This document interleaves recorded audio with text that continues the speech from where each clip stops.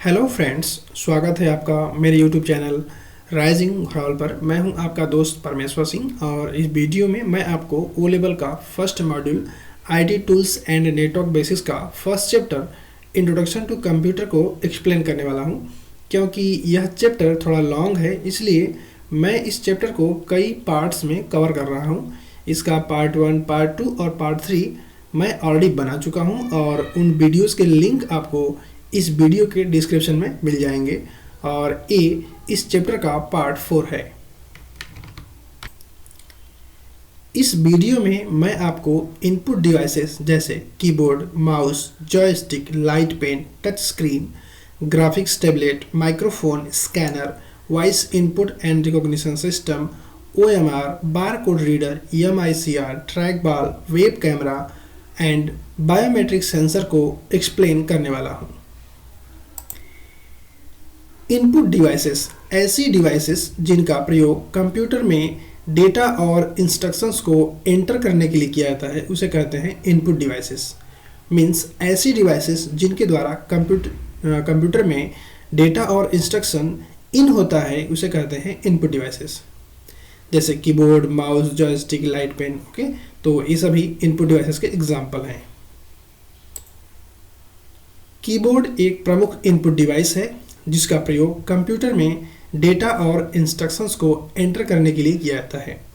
यह टाइपराइटर के जैसा ही दिखता है, लेकिन इसमें टाइपराइटर के से ज़्यादा कीज़ होते हैं। इसमें अल्फ़ाबेट्स कीज़ जैसे A to Z तक और numeric keys 0 to 9 and special character has, dollar, colon, plus, minus. Okay, तो ये सभी कीज़ भी होती है। उसके अलावा फंक्शन कीज़ होती हैं F1 से लेकर के F12 तक, और इसमें कुछ कंट्रोल कीज़ होती हैं जैसे कि control, alter, Windows, page up, page down. Okay, और इसमें एरो कीज़ भी होती हैं। जब कीबोर्ड से किसी एक की को प्रेस किया जाता है तो एक इलेक्ट्रॉनिक सिग्नल उत्पन्न होता है जो कि कीबोर्ड में लगे एक इलेक्ट्रॉनिक सर्किट के द्वारा डिटेक्ट किया जाता है। मीन्स उसको पहचाना जाता है और फिर उसे मीन्स सिग्नल को प्रोसेसिंग के लिए CPU के पास भेज दिया जाता है।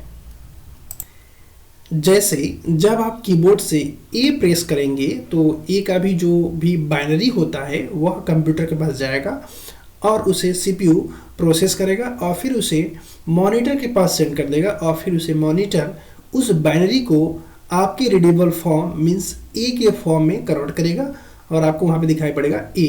मीन्स आपने A प्रेस किया और आपको A डिस्प्ले हुआ, बट जो प्रोसेसिंग का वर्क था वह बाइनरी में हुआ। कीबोर्ड 2 टाइप्स के होते हैं। एक होता है फिजिकल कीबोर्ड्स, जैसे ये जो हार्डवेयर है। ओके, यह एक कीबोर्ड है। और एक कीबोर्ड होता है वर्चुअल कीबोर्ड, जैसे आपके एंड्रॉयड मोबाइल फ़ोन में होता है, उसे कहते हैं वर्चुअल कीबोर्ड। ओके, क्योंकि उसका कोई फिजिकल एक्सिस्टेंस नहीं होता है। और ये जो कीबोर्ड है ये भी 2 टाइप्स के होते हैं, वायर्ड और वायरलेस। वायर्ड कीबोर्ड ऐसे कीबोर्ड होते हैं जिनको हम वायर के माध्यम से कंप्यूटर से कनेक्ट करते हैं, उसे कहेंगे वायर्ड कीबोर्ड। और वायरलेस कीबोर्ड ऐसे कीबोर्ड होते हैं जिनको हम कंप्यूटर से फिजिकली कनेक्ट नहीं करते, मीन्स वायर के द्वारा कनेक्ट नहीं करते। माउस भी एक इनपुट डिवाइस है। इसे एक पॉइंटिंग डिवाइस भी कहते हैं क्योंकि यह कंप्यूटर के किसी भी पॉइंट को सेलेक्ट कर सकता है।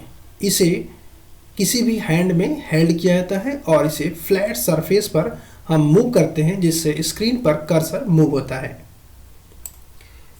एक माउस के द्वारा पॉइंटिंग मीन्स किसी भी पोजीशन पर जाना।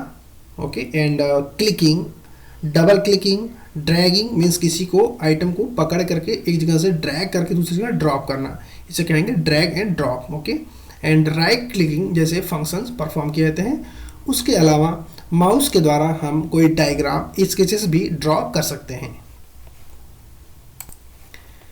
कनेक्शन के अकॉर्डिंग माउस 5 टाइप्स के होते हैं। बहुत ही पुराने आते थे सीरियल माउस, जिसको कंप्यूटर के सीरियल पोर्ट से कनेक्ट करते थे, और इसके बाद आए बस माउस, जिनके लिए स्पेशल सर्किट होता था मदरबोर्ड से अलग, ओके, उससे उसको कनेक्ट करते थे माउस को, तो इसे कहते थे बस माउस। और नेक्स्ट होता था PS2 माउस, ओके। और बस माउस और सीरियल माउस तो काफ़ी पुराने हो चुके हैं, बट PS2 माउस अभी भी कुछ जगहों पर यूज़ में है। PS2 माउस का जो कनेक्टर होता है वो गोला होता है और उसमें जो है कि 6 पिंस होते हैं और उन्हीं पिंस को कंप्यूटर के PS2 पोर्ट में कनेक्ट करना होता है। और USB माउस के लिए USB पोर्ट होता है, जैसे आपके चार्जर का भी USB पोर्ट अब आने लगा है, उसके अलावा पेन ड्राइव का USB पोर्ट होता है, ठीक इसी तरह से USB माउस आता है, उसका भी कनेक्टर USB टाइप का होता है। और नेक्स्ट है वायरलेस माउस, जो कि वायरलेसली कंप्यूटर से कनेक्ट होता है। टेक्नोलॉजी के अकॉर्डिंग माउस 2 टाइप्स के होते हैं, मैकेनिकल माउस और ऑप्टिकल माउस। मैकेनिकल माउस पुराना माउस होता है जिसमें यहाँ पर नीचे बॉल लगा होता है और जब हम इसे मूव करते हैं तो यह बॉल मूव करता है और उसी के अकॉर्डिंग स्क्रीन पर कर्सर मूव करता है, इसे कहते हैं मैकेनिकल माउस। और ये है ऑप्टिकल माउस, जिसके नीचे एक सेंसर लगा होता है, एक लाइट जल रही होती है और वही सेंसर इसके पोजीशन को डिटेक्ट करता है और कंप्यूटर के स्क्रीन पर कर्सर मूव करता है। एक माउस में सामान्यतः 2 और 3 बटन्स होते हैं, मीन्स 2 या 3 बटन्स होते हैं। नेक्स्ट है जॉयस्टिक। जॉयस्टिक भी एक प्रमुख इनपुट डिवाइस है, इसके द्वारा गेम खेला जाता है, जो कि गेम के जो वीडियो गेम्स होते हैं उसमें कर्सर मूवमेंट को कंट्रोल करने के काम में आती है। इसको हम right, left, forward, backward means किसी भी डायरेक्शन में इसे मूव कर सकते हैं।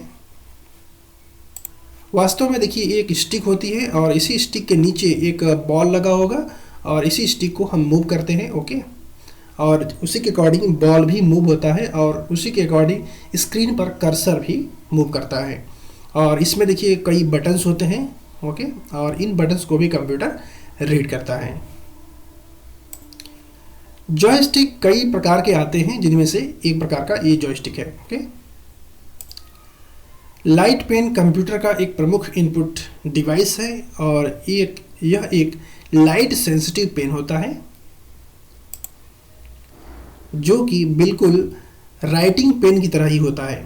इसके द्वारा हम टेक्स्ट को सेलेक्ट कर सकते हैं, कुछ इमेजेस को ड्रॉ कर सकते हैं और जो भी स्क्रीन पर होता है उसे हम क्लिक भी कर सकते हैं। नेक्स्ट है टच स्क्रीन। टच स्क्रीन से सभी लोग परिचित होंगे क्योंकि सभी का मोबाइल फ़ोन इस समय पर टच स्क्रीन हो चुका है, ओके। और इसमें ऐसी स्क्रीन होती है जो ह्यूमन टच सेंसिटिव होती है, मीन्स इंसान अगर टच करता है तो उसको वो सेंस करती है और उसी अकॉर्डिंग जो उसमें फंक्शंस होते हैं वो वर्क करते हैं। नेक्स्ट है ग्राफिक टैबलेट। ग्राफिक टैबलेट बिल्कुल ड्राइंग टैबलेट की तरह होता है, जैसे कि पहले स्लेट और पेंसिल हम लोग यूज़ करते थे बहुत पहले, ओके।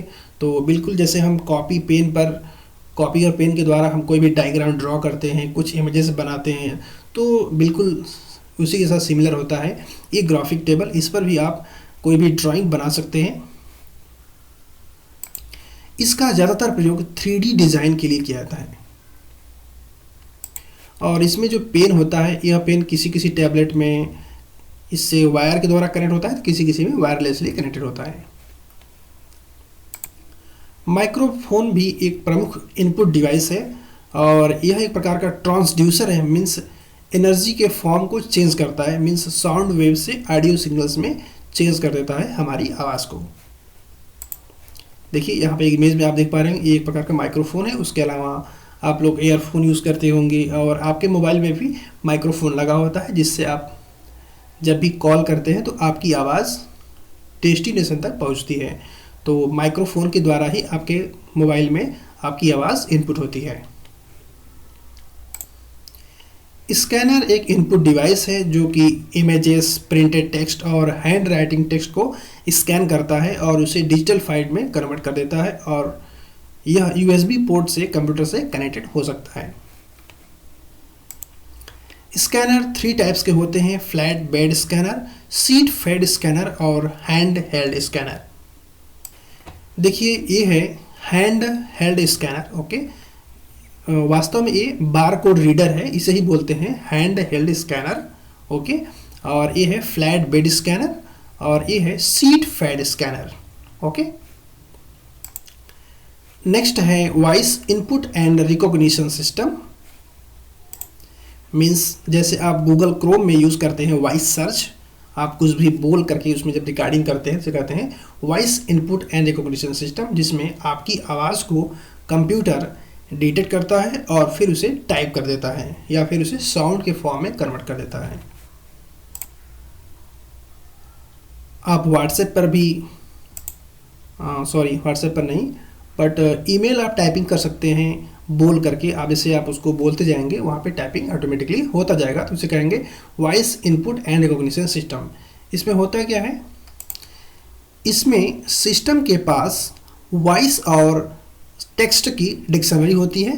तो वॉइस जैसे ही मैच करता है तो उसके फ्रंट मीन्स उसके सामने बिल्कुल उसके एग्जैक्ट जो टेक्स्ट होता है वह टेक्स्ट वहाँ पर टाइप हो जाता है।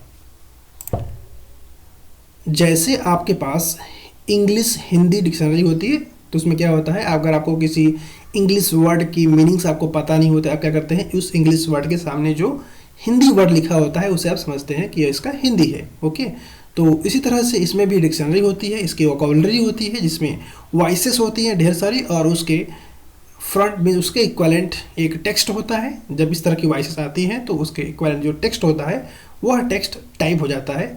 तो इस तरह से voice input and recognition system work करता है। ओके, आप समझ गए होंगे, क्योंकि आजकल छोटे छोटे बच्चे घर में मोबाइल में ओपन कर लेते हैं यूट्यूब, और वो माइक का बटन भी उसे पहचान गए होते हैं और उस पर टच करते हैं और कुछ भी बोल करके मोटू पतलू सर्च कर लेते हैं और देखना शुरू कर देते हैं।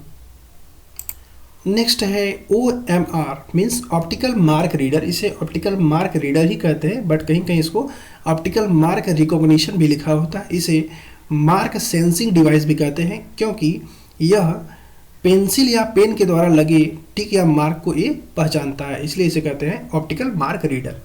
इसका प्रयोग विभिन्न एग्जामिनेशंस में प्रयोग होने वाले OMR सीट को चेक करने के लिए किया जाता है। आप यहाँ पर डायग्राम में देख पा रहे होंगे, देखिए ये OMR सीट इसके द्वारा चेक हो रही है। ओके, ये है बार कोड रीडर जो कि हैंड हेल्ड स्कैनर भी है। ओके, आप कई वस्तुओं के पैकेट्स पर आप देखे होंगे या फिर उन वस्तुओं पर ही आप देखे होंगे कि इस तरह की बारकोड होता है, इस तरह की लाइंस होती हैं, वर्टिकल लाइंस होती हैं।